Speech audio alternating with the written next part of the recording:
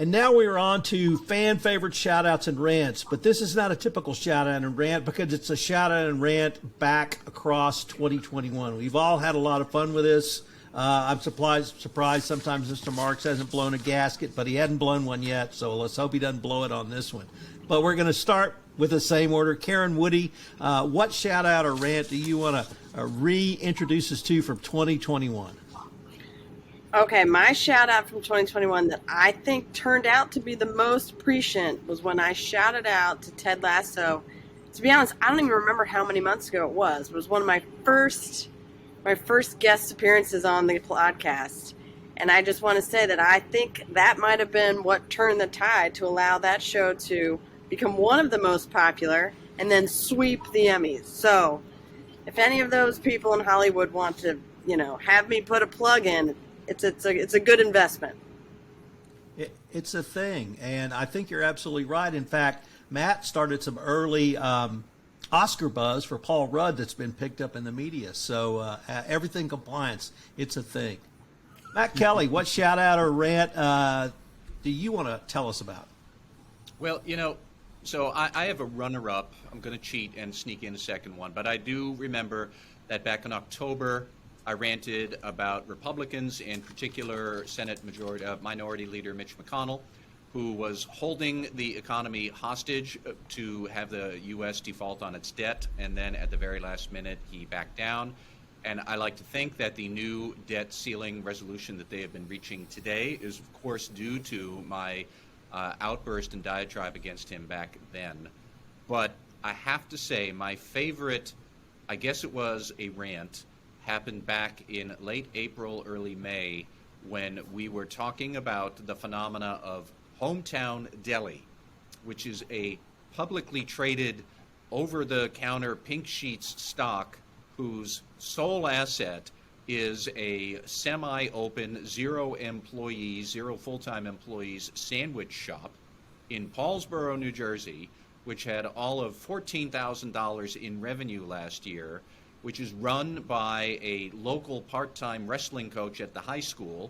And because it was publicly traded, a bunch of wackadoos, day traders online, bid up the market cap for a Hometown Deli to $113 million, which, by the way, is roughly where the market cap for this dinky little sandwich shop still exists today. $100 million. What do they actually do? They make sandwiches sometimes. How much money do they make? Practically none. So, of course, this being America, it is worth $100 million. And my favorite detail is that the wrestling coach who runs it uses some back storage space at the back of the sandwich shop to run wrestling matches and Fight Club things. And, folks, I'm old enough to remember that the first rule of Fight Club is that you don't talk about Fight Club. And here these guys just threw that fact right into the 10K. And the world is going to hell, and that's just yet the latest example of it. That was my favorite from this year. Jay Rosen, what do you have for us? So I went through the process of going back over my rants and raves over the past calendar year, and I have to say I'm just too much of a Boston homer, and I got to get over my bromance with Tom Brady. So I'm going to go back to something that I spoke about earlier in the summer. And it's not a person, it's not a place, it's a concept. It's called civility. And as of this year, when we are living with so much crazy, and either the person to the left of you or the person to the right of you, one of those people, there's a good chance that they're not going to politically stand and see the world where we are. So I'd like us all, as my holiday wish, even though I don't have the Hanukkah bush here in the Rosen office, that I'd like us all to take a moment, count to 10, that's more than a moment, but before you bite somebody's head off, before you send somebody down, they're a person just like you. So let's try to, I've been doing a lot of reading and going back, and this is not a new thing that we cannot listen to each other, but it's something that they used to say, when you meet somebody, don't talk about religion and don't talk about politics. All right, that still leaves us sports and Tom Brady every once in a while, but my wish is for civility for the whole group here. And It's great being able to spend 2 weeks with you, every other week with you, to talk about the things that we also deeply care about. So thanks, guys. Thanks, Jay. So, Jonathan Armstrong, what do you have for us? Yeah, I haven't done as much homework as Jay, and I'm probably going to break his golden rule. But to Karen and Matt's point, I am wearing a shirt from a legitimate Oscar winner, so there we go.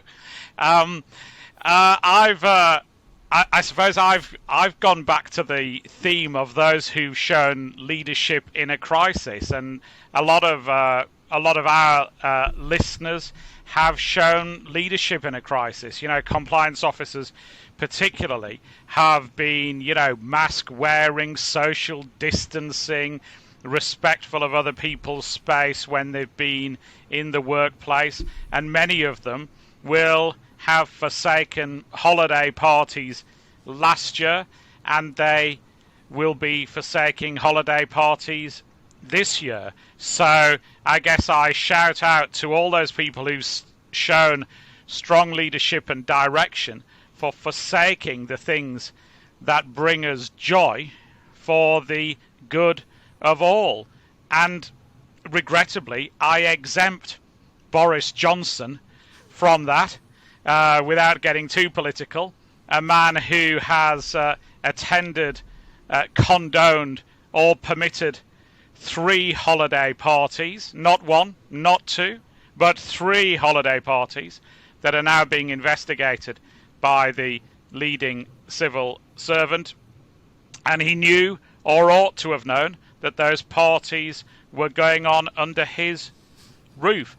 So at a time when corporations, the UK, and the world at large needed strong leadership, Boris seems to have been raising a glass. That isn't a good look on a leader.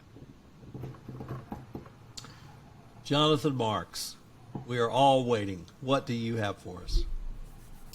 Well, since feedback seems to be a big deal these days in data analytics, I'm going to start with some data. So 74 died under his care since 2000. 31 failed drug tests. Cited 29 times. 14 times his patients had more than the allowable medications within them. Of the starts of these individuals, or I should call them equestrians, there were 74 deaths. And I'm talking about Medina Spirit, and I'm talking about Bob Blaffert. And so I know I was ranting before about the fact that how could he not know that the horse had drugs in it? But if the data is talking here, folks, and if this guy didn't know that Medina Spirit had medication in it after the Derby, I'll be a monkey's uncle. And so, like I said before, in the spirit of data analytics, in the spirit of feedback, 74 people died, 31 failed drug tests, 29 times cited, 14 times the horses had more than the allowable bute in them. And of the starts, 8,913 starts, that's 74 deaths, which is 8.3 deaths per start. He leads all others in that particular category, followed by a close second by Jeff Bondi. So, Bob Blaffert, I'm sorry. This year, 2021, is the 20th anniversary of 9/11. And I did a podcast series on looking back on 9/11, largely from the compliance perspective. But there was one individual I interviewed for that series, John Lee Dumas. John Lee Dumas was a college senior on 9/11 in ROTC. And he said on the podcast that night he knew he was going to war. He had signed up for a peacetime army, and in literally one day, his world changed. And so I want to shout out to the men and women who not only served in the military, but actually went to Iraq. They, lots of the remembrances of 9/11 focused on those who died rightly in New York City. We focused on the change in America and the response of America, which I did from the compliance perspective. But I want to shout out to the men and women who actually went to war. Those men and women were 20, 21, and 22. And when I think about that, then I look at them today and watch John Lee Dumas during our podcast interview, even he said, oh my God, that was 20 years ago. Literally, we've had an entire generation since we went to war. So for the men and women who served in Iraq, who served in Afghanistan, I want to shout out to you. And I want to end with what I asked John Lee Dumas was his most important reflection from 9/11. And it was, we're the land of the free because of the home of the brave. So I want to shout out to every service person, everyone who went to war, and everyone who served in the military because of 9/11.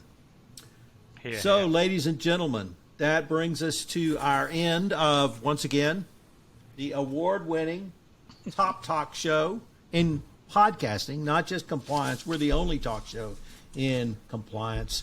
I wanted to thank you all, and I look forward to everyone having a great holiday season and getting back in 2022. So thank you all. Thank you, Tom. Happy holidays.